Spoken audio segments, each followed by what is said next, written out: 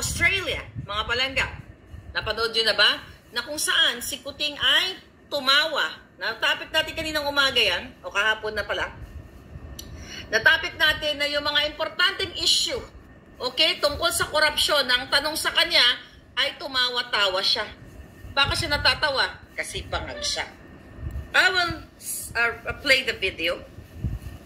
Doon sa hindi ka, yung gusto nyong mapanood, yung view ko sa entire interview niya, panoorin nyo na lang po yung video natin dyan sa YouTube.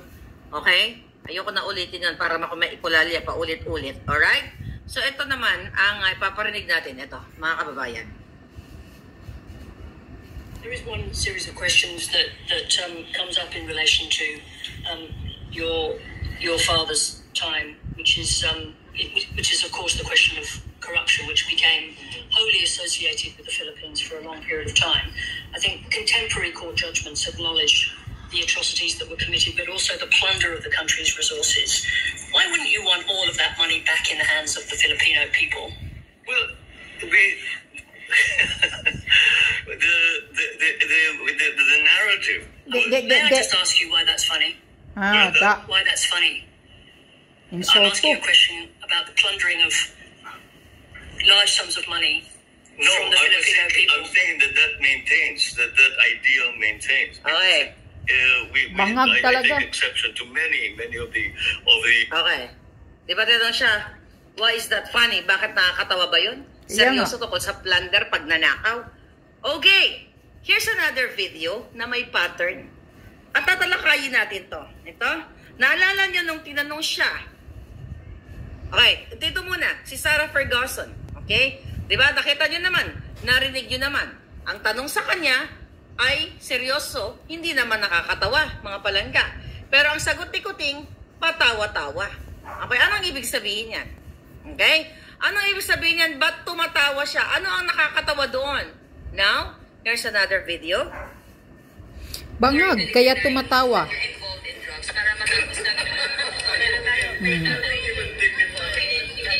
Okay. Tumatawa kasi iniiwasan niyang sumagot. Bakit tumatawa? Okay? It just so happened na yung sa ABC, sa Australian reporter from Sarah Ferguson, yung tanong sa kanya, kumbaga itong interviewer ay hindi nasungal-ngalan ng pera ng payola. Kaya right there and then, tinanong si Kuting, di ba? Bakit nakakatawa ba yung tanong niya? Kaya nga. Nakakatawa ba na seryoso? Insulto siya. At si Kuting ay nag-black out, di ba?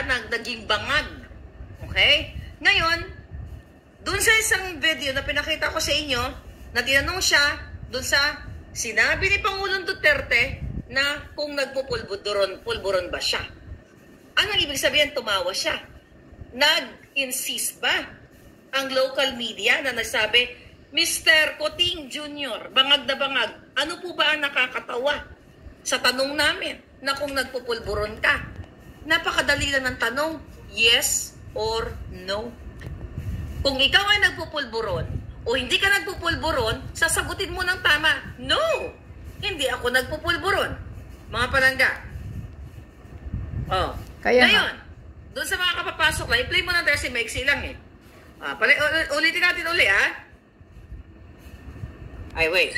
Categorically deny that you're involved in drugs para matapos na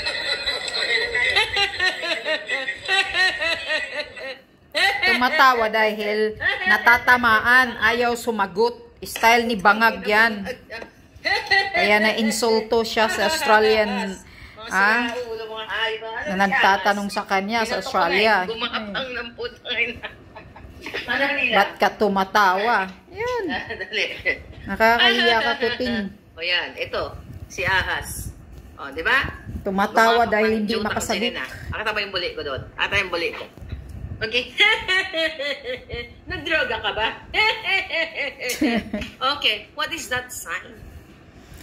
Okay. Bangag. Ano ang sign niyan, mga palangga? Bangag. Kapag tinanong ka ng seryoso, hindi matino ang utak. Ano ibig sabihin yan? Ibig sabihin, iniiwasan niya ang mga... natawa si Lane. Ano, isa seryosong usapan. Yan ay manifestation ng isang sinungaling. Pagsasalarawan na iniiwasan niya o ina-avoid niya ang mga seryosong usapin o seryosong katanungan na answerable by yes or no. Kung ikaw ay hindi gumagawa ng kakapulburonan. Alam mo yun, iniiwas mo yung subject, iniiwas mo yung tanong. So here's the thing, dahil sa kanyang kabangagan dun sa Ferguson, siya ay binulyawan ni Lisa Ahas Araneta Marcos. You know what, mga kababayan? After that interview, not the one na yung luma, okay? That yung kagabi. Sa Australia, yung tinanong siya about the corruption and the plunderer, okay? Being plunder ng pamilya niya, binoljak siya ni Lisa Ahas Araneta Marcos sa harap mismo ng DFA Secretary Manalo. Okay? So ano siya? Binulyawan siya. Anong sabi sa kanya? Pinag-aralan mo na yan. Nag-hire pa tayo ng trainer mo. Nag-rehearse ka na. Palpak ka pa rin.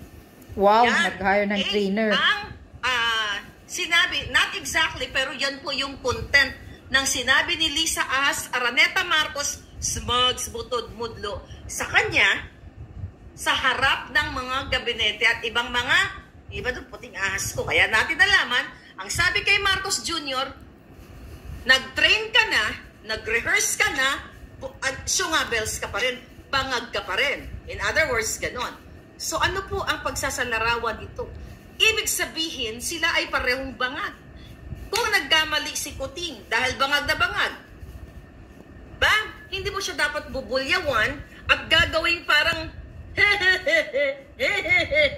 na walang bayag. Another point. Ibig sabihin, ang Kuting na ito ay nuknukan ng kadyutang inihang kasinungalingan.